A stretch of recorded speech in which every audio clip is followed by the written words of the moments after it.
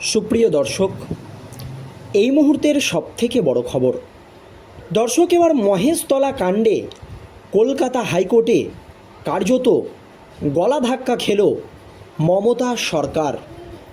এবার মহেশতলা কাণ্ডে একেবারে চরম পদক্ষেপ কলকাতা হাইকোর্টের বিচারপতি জাস্টিস সিনহার। জানিয়ে রাজ্য রাজনীতিতে একেবারে নতুন করে হইচই পড়ে গিয়েছে। দর্শক, আপনারা জানেন বুধবার মহেশতলায় একেবারে ধুন্ধুমার পরিস্থিতি তৈরি হয়।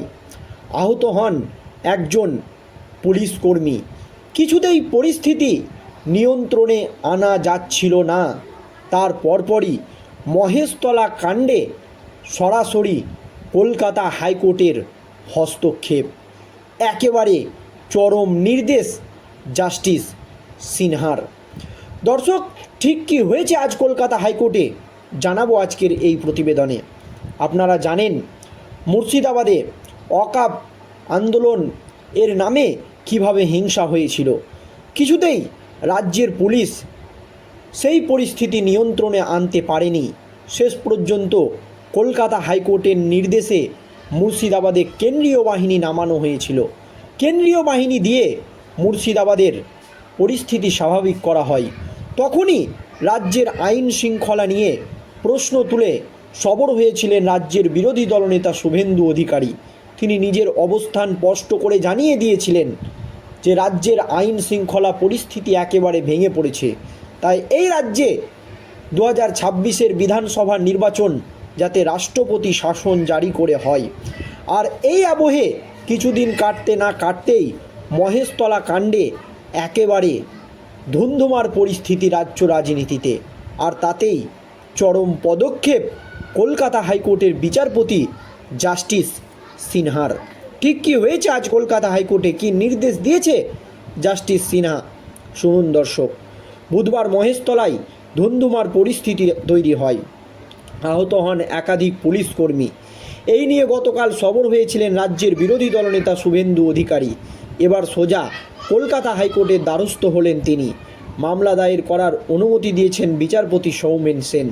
বুধবার সকাল থেকে গোষ্ঠী সংঘর্ষের জেরে তেতে ওঠে দক্ষিণ 24 পরগনার রবীন্দ্রনগরের আকরা সন্তোষপুর এলাকা।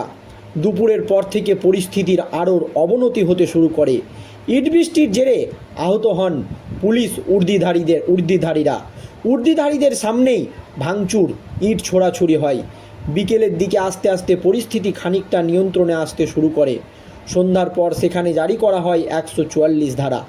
গতকালই মহেশতলার পরিস্থিতি নিয়ে রাজ্য পুলিশের ডিজির সঙ্গে দেখা করতে ভবানী ভবনে গিয়েছিলেন নন্দীগ্রামের বিজেপি বিধায়ক। দেখা না পেয়ে শুভেন্দু অভিযোগ করেন ডিজি তার সঙ্গে দেখা করেননি। এবার মহেশতলা কাণ্ডে সোজা উচ্চ আদালতের দ্বারস্থ হয়েছেন তিনি। জানা যাচ্ছে কেন্দ্রীয় বাহিনী মোতায়েন করার আবেদন জানিয়েছেন উচ্চ আদালতে শুভেন্দু অধিকারী। এনআইএ হাতে গোটা মামলা হস্তান্তর করার দাবিও জানিয়েছেন রাজ্যের বিরোধী দলনেতা শুভেন্দু অধিকারী। এই নিয়ে কলকাতা হাইকোর্টের বিচারপতি অমৃতা সিনহার ডিভিশন বেঞ্চের দৃষ্টি আকর্ষণ করেছেন রাজ্যের বিরোধী দলনেতা শুভেন্দু অধিকারী। এবং এই নিয়ে একেবারে শুভেন্দু অধিকারীকে সুপ্রিম পাওয়ার জাস্টিস সিনহার।